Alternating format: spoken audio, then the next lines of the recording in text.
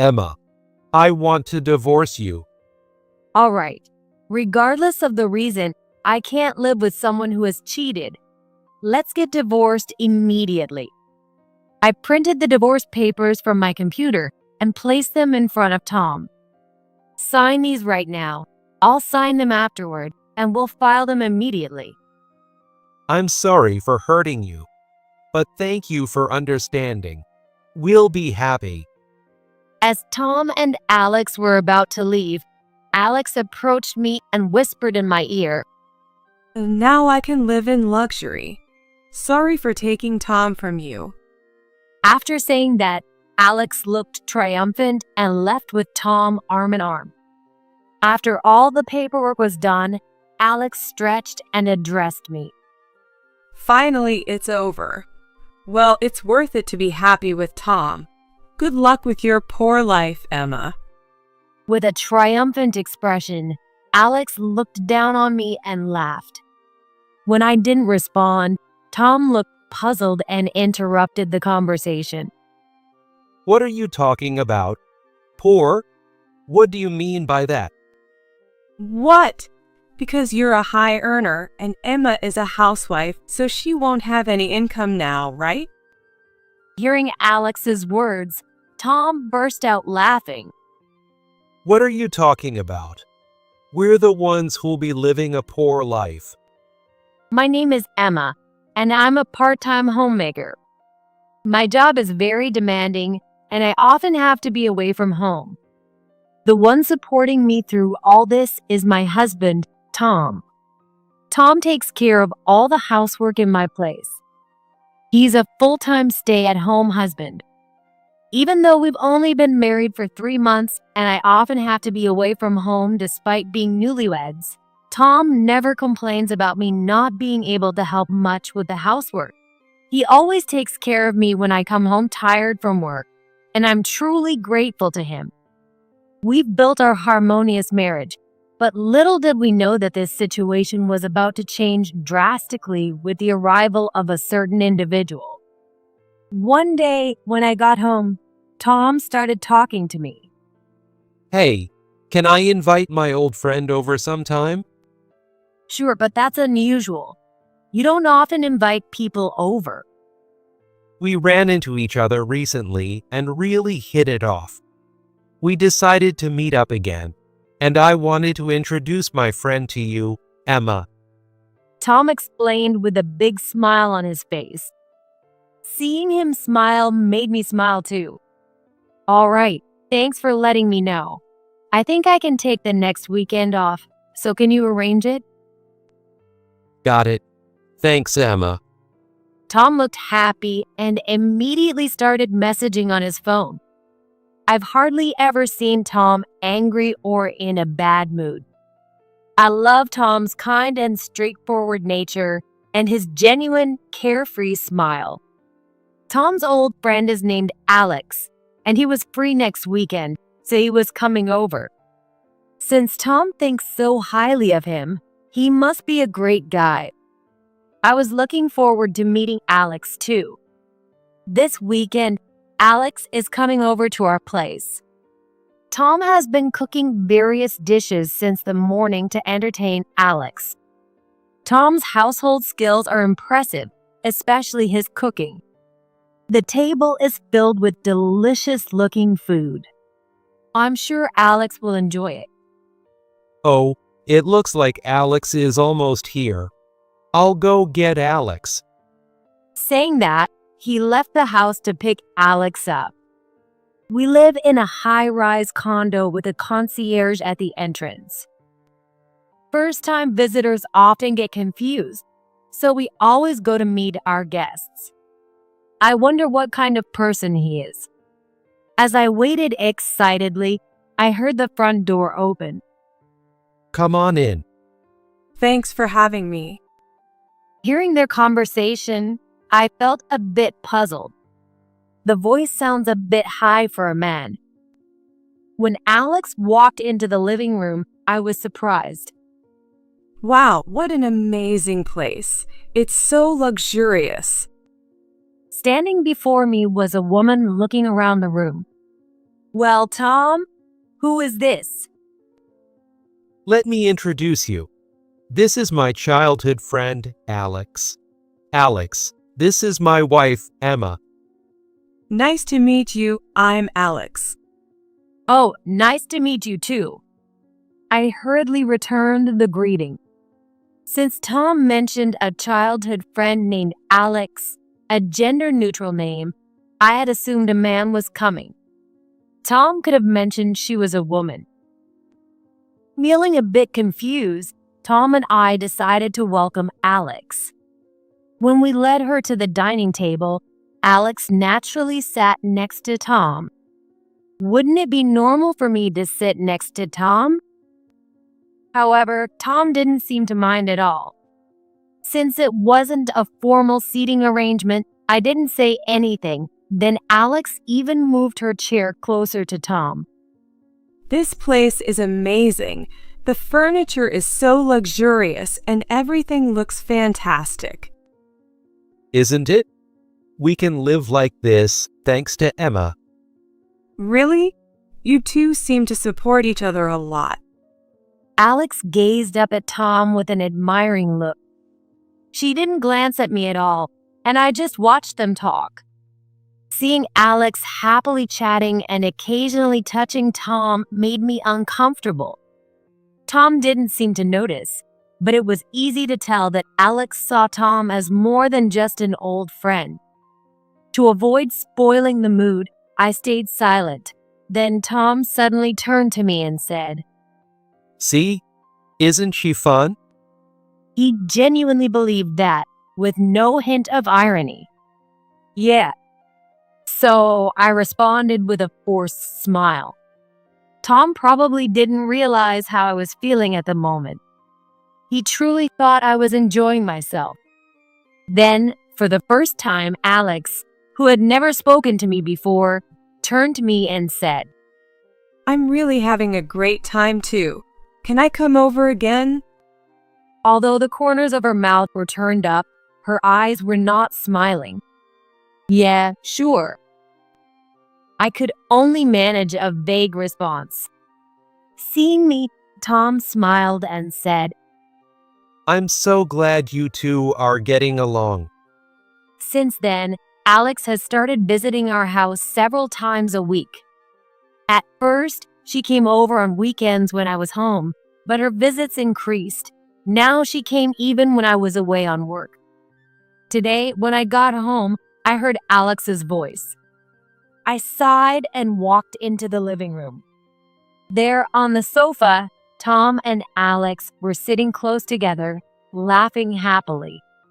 Alex had her arm linked with Tom's. Even when she noticed I had come home, she didn't make any move to separate from him. I was already tired, and seeing that scene drained me even more. Hi, Emma. Noticing my return home, Tom greeted me with a smile. I'll be heading out now.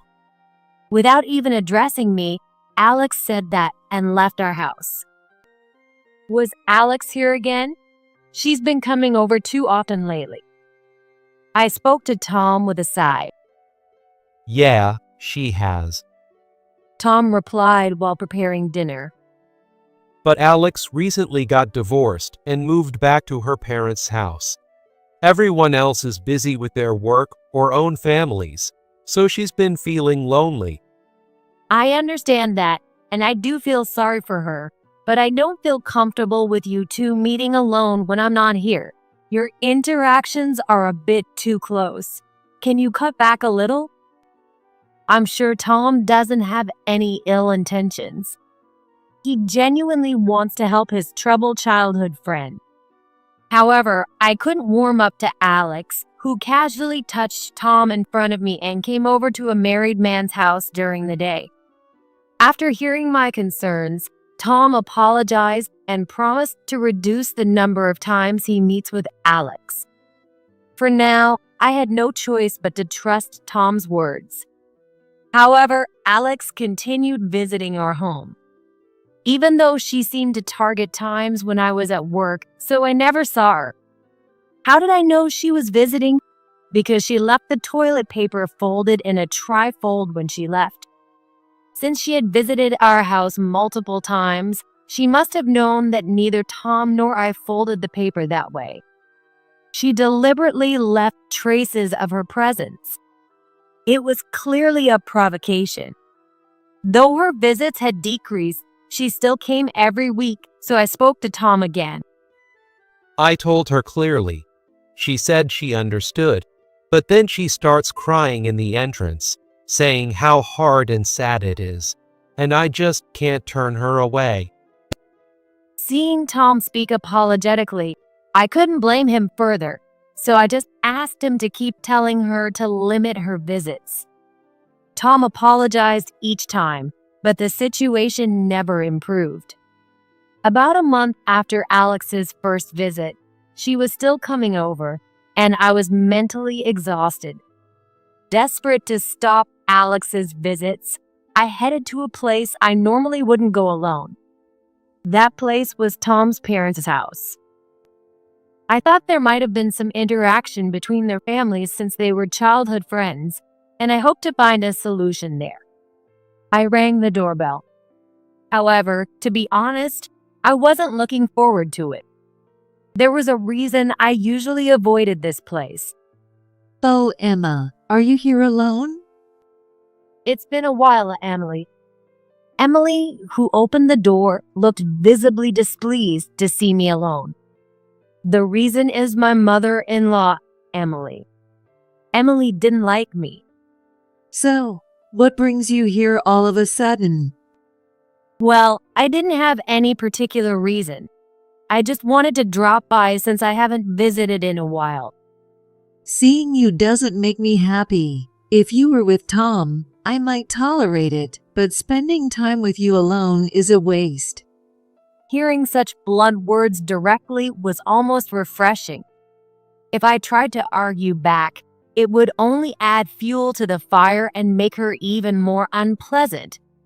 The best strategy was to force a smile and let it slide. You're not cute at all. If only someone like Alex had become my daughter-in-law, we would have had a much better relationship. I was surprised to hear Alex's name from Emily. If I didn't bring up the topic skillfully, she might become suspicious, so it might have been fortunate that Emily mentioned her first. Emily continued talking, ignoring me. Alex has always been close to Tom. She often said, "I'm going to marry Tom." And yet, he ended up marrying someone who can't even do housework properly and doesn't care about the family. I'm truly disappointed. I'm sorry.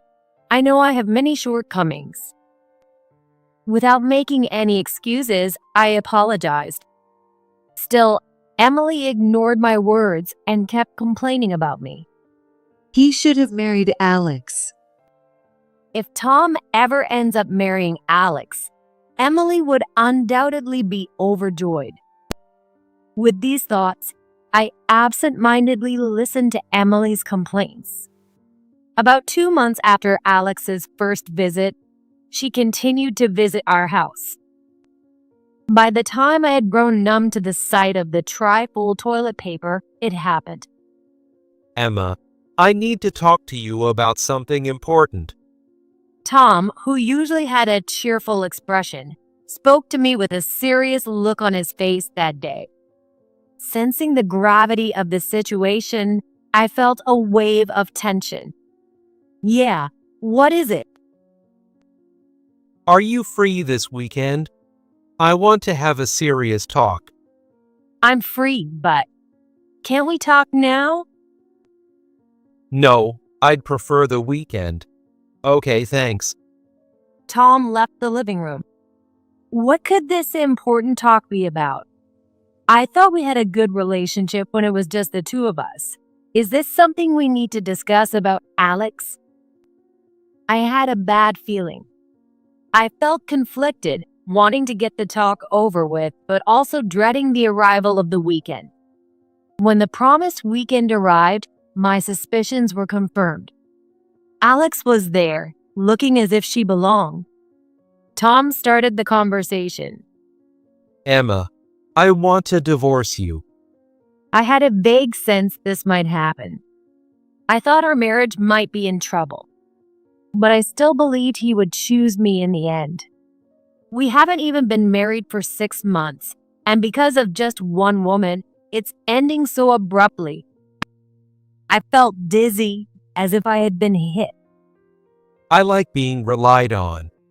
With you busy at work, I felt needed taking care of the house. It made me feel like I was supporting you. I felt the same way. I believe that we should get rid of the fixed ideas that men have to work outside and women have to do housework. I thought we could support each other by doing what we were good at and what we enjoyed. I thought we could do that together. But Alex can't do anything. She can't live without me. I need to support her. Tom genuinely believed that. His desire to help those in need and his urge to be a support for others were sincere. However, I questioned if it was right to abandon his wife to help someone else. When I glanced at Alex, she had her head down but didn't look remorseful at all. Someone who truly felt remorse wouldn't be sitting back on the sofa with her legs crossed. She was probably looking down on me, satisfied that she had finally taken Tom away. This inability to notice such things might be Tom's flaw. I felt ridiculous for taking this so seriously. Tom's nature wouldn't change. Although he might feel some guilt towards me, his actions were driven by his desire to help. Seeing his actions as motivated by a sense of service, I realized that even if I didn't agree to the divorce, he wouldn't sever ties with Alex. Thinking that this would be a lifelong issue as long as I stayed married to Tom, it seemed the quickest solution was to get divorced now. All right, regardless of the reason, I can't live with someone who has cheated. Let's get divorced immediately. I printed the divorce papers from my computer and placed them in front of Tom. Sign these right now. I'll sign them afterward, and we'll file them immediately. Tom looked taken aback by my swift action, but began filling out the papers on the spot. I'm sorry for hurting you, but thank you for understanding. We'll be happy. Tom handed me the signed divorce papers. I took them in silence. As Tom and Alex were about to leave, Alex approached me and whispered in my ear, Now I can live in luxury. Sorry for taking Tom from you. With that, Alex flashed a triumphant smile, linked arms with Tom, and left.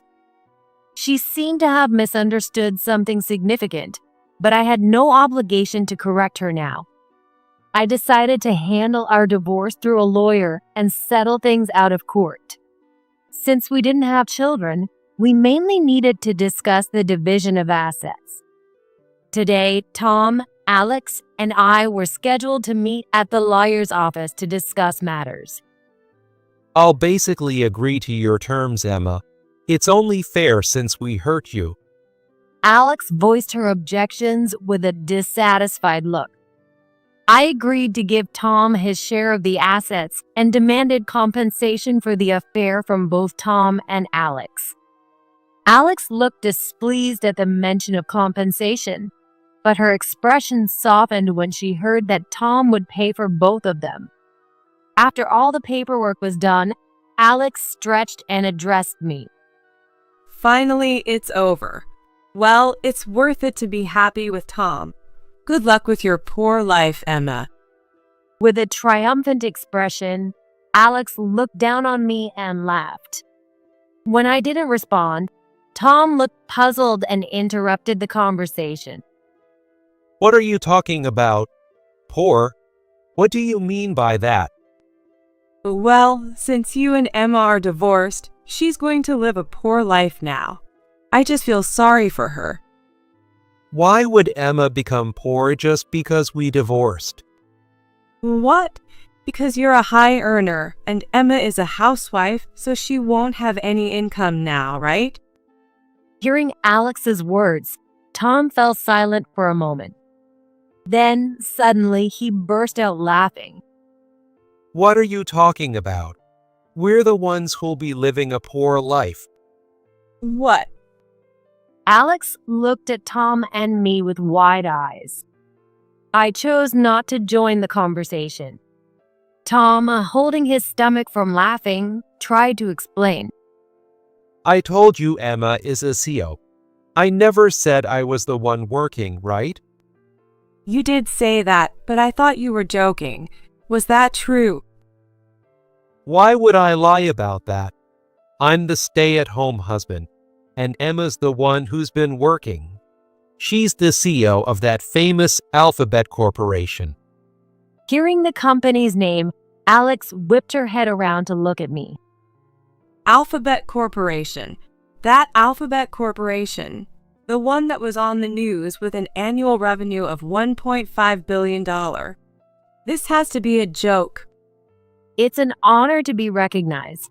Let me formally introduce myself. I'm Emma, the CEO of Alphabet Corporation. I took out my business card and handed it to Alex. She took it slowly, looking stunned. The company name was clearly printed on the card. Alex's hand trembled slightly. But why? Even Emily said Tom was an elite high earner. How can this be? Hearing this, Tom looked surprised. I realized that Alex and Emily had been conspiring, but I stayed silent and listened to their conversation. Why would my mom have that misconception? Emma has talked about it before, right? Well, Emily said it's impossible for a woman to be the breadwinner. She also said a woman should do all the housework, and that it's disgraceful for a wife not to fulfill her duties. She said all sorts of things. That's ridiculous. Such outdated thinking is absurd these days. Sighing, Tom seemed exasperated by Emily's views. But I chose Alex over Emma. It's not for money. You understand it's for love, right? While Tom spoke with a smile, looking at Alex, she seemed too stunned to even comprehend what he was saying. So, are we done with the discussion? You agree with the terms, right? Yeah. This completes the process. I'm sorry for hurting you, Emma. I'll make sure not to get involved with you anymore. Yes, please do. And make sure to tell Alex and Emily, who are in shock, not to contact me either. Got it. We'll be going now. Tom supported Alex, who seemed too weak to walk on her own, and they left the liar's office. To hear that the person she took for money was actually a stay-at-home husband must have been quite a shock. I seriously doubt they'll be able to maintain a good relationship moving forward. However, that's no longer my concern. Finally free from all the trouble, I felt a weight lift off my shoulders. One day, after returning to single life and juggling my busy but carefree schedule, my secretary informed me that a woman was causing a commotion at the entrance, demanding to see me. It didn't seem like she was a business associate, and despite attempts to get more information, she kept insisting, "Get Emma." With a sense of foreboding, I instructed my secretary to escort her to the reception room and asked to be present. As I entered the room, I found Alex, as expected. She was breathing heavily and looked desperate. I slightly regretted giving her my business card. "Why did you come to my office? Don't you realize causing a scene at the entrance is disruptive?" Because I don't have your contact information, and when I tried to go to your house, the concierge wouldn't let me in. I had no other way to talk to you, so I had to come here. We settled everything during the negotiation.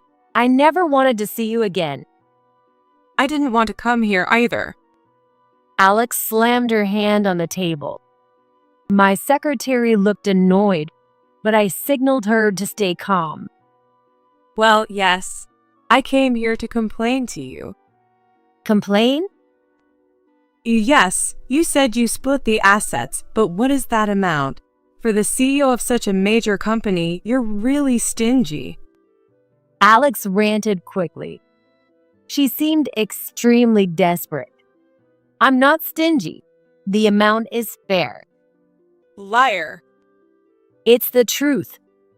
I didn't think she would back down easily. Though it felt troublesome, I decided to explain the situation. First of all, Tom and I were married for only 6 months. I properly split my income from that period. Since Tom also paid for your compensation, it's only natural that the amount you received is less than expected. Hearing compensation, Alex was taken aback. Tom had paid the compensation for both himself and Alex. She looked frustrated as she understood why a few $10,000 had disappeared. Still, why can't we live in that high-rise condo? The house and furniture are all marital property, right? It's unfair for you to keep it all to yourself. As Alex continued to argue, I grew tired of dealing with her. I lowered my gaze and explained calmly, I remember how you looked around the house uncomfortably when you first visited. If I had bought the condo and furniture after marriage, you'd be right. They would be marital property. What do you mean? That condo and all the furniture were purchased before I got married. So they're all mine. You don't have any chance of living there.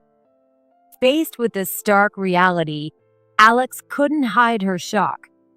She looked devastated and muttered in a barely audible voice. But I thought that by marrying Tom, I would get all the wealth, the condo, and the luxurious furniture. Sorry to burst your bubble, but you did get a kind husband who's good at housework. Be satisfied with that. Yes, that's the problem. Hearing my words, Alex suddenly raised her voice, snapping back to reality. What do you mean? Tom tells me to work. He says, I'm suited to being a stay-at-home husband, so you go out and earn, even though I married him thinking I wouldn't have to work and could live comfortably. If one partner is a stay-at-home spouse, it makes sense for the other to work. Alex is being unreasonable, but I have to admit Tom is partly to blame here. He could be a stay-at-home husband because our life together made it possible. For someone like me who loves to work, a partner like Tom who takes care of the housework is ideal. I've been living with my parents my whole life and never had a proper job. Right now, I'm juggling multiple part-time jobs, but I can't get a full-time position, so I can't earn a stable income. Tom doesn't get mad, but he says, with my skills, I can make good meals on a tight budget. Let's work on saving money together, which is too annoyingly positive. True, he does have that annoying trait. Tom's ability to stay positive is one of his strengths, but he was also inconsiderate and sometimes irritated me. He was saying things like, even if we live a poor life, it's fine as long as we're together. I'm confident I can cook different meals every day so you won't get bored. I felt good thinking you would be the one struggling with a poor life. If it's like this, I shouldn't have married Tom. I don't want him anymore. You can have him back. In the end, she's frustrated because she can't live the luxurious life she imagined. Forced into a poor lifestyle with a nice but ineffective husband. Because she's only thinking of herself, she's getting what she deserves. Maybe she couldn't feel better without taking it out on me and blaming me, even though it was all her own fault. But none of that mattered. I don't care about your feelings, and for whatever reason, I don't need a man who cheated. Is that all? If so, you can leave now. As soon as she said that, the secretary promptly called security guards without waiting for Alex's response and had her escorted out. I could hear her yelling in the hallway, but the sound gradually faded away. Feeling reassured by the secretary's instructions to the security guards to turn Alex away if she showed up again, I sighed deeply. I was done with all the trouble. Since then, there had been no more incidents involving Alex, and I was peacefully focused on my work. One day, after finishing work without having to do any overtime, I was about to leave the office when someone suddenly grabbed my arm. I was too shocked to speak, and when I looked, I saw Emily glaring at me with an angry expression. So, you finally decided to come out. I've been waiting for hours, and you never showed up. How dare you not let me into the house and turn me away like that? What kind of nerve do you have? Following Alex's incident, now Emily was here. I had forgotten there was one more troublesome person. The thought of her waiting for me all this time revealed an unsettling obsession that sent a chill down my spine. Not wanting to show my fear, I responded firmly. Tom and I are divorced, so we are no longer related. There's no reason to let unrelated people into my home. I've informed the building staff not to let anyone in unless I authorize it. How insolent you are. You should respect your elders.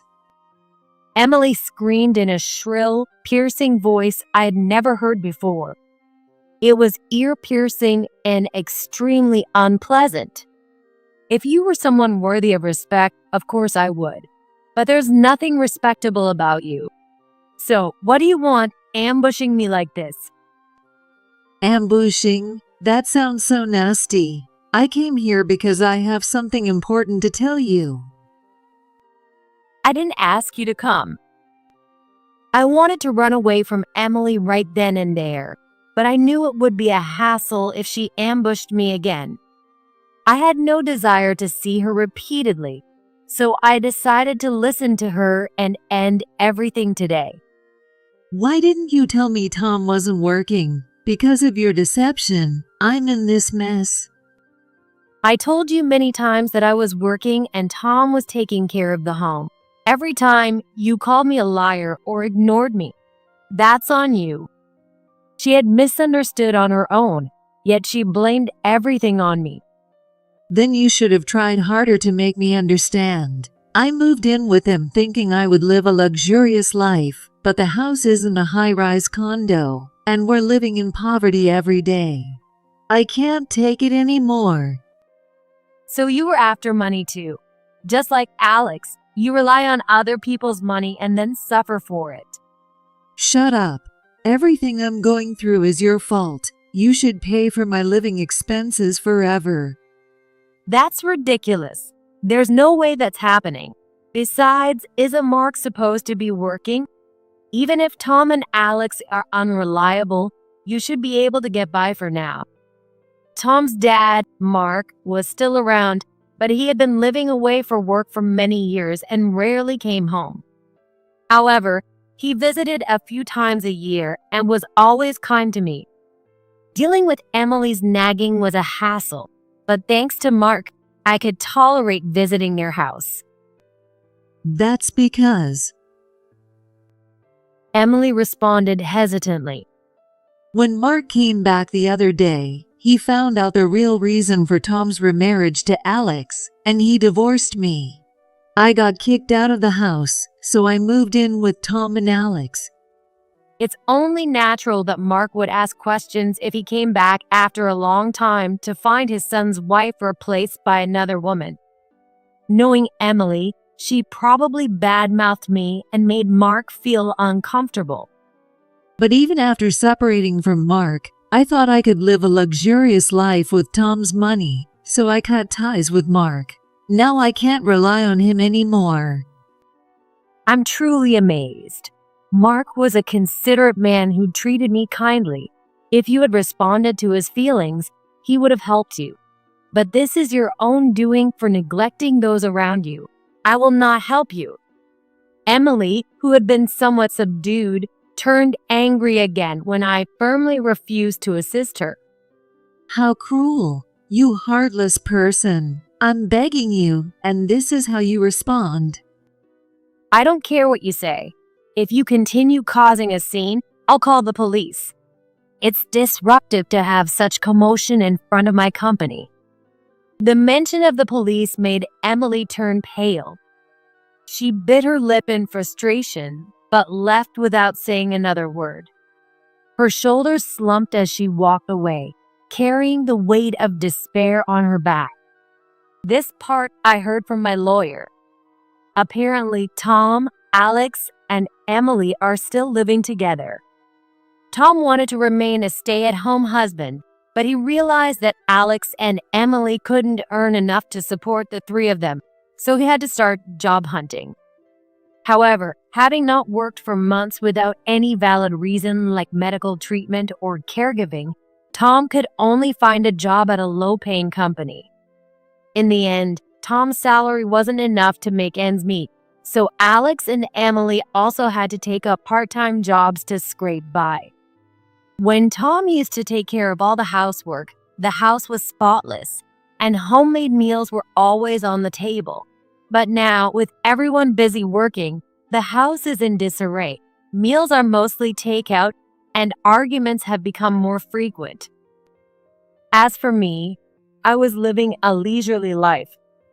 I hired house cleaners to keep my home spotless, and there were plenty of delicious options for food delivery or dining out.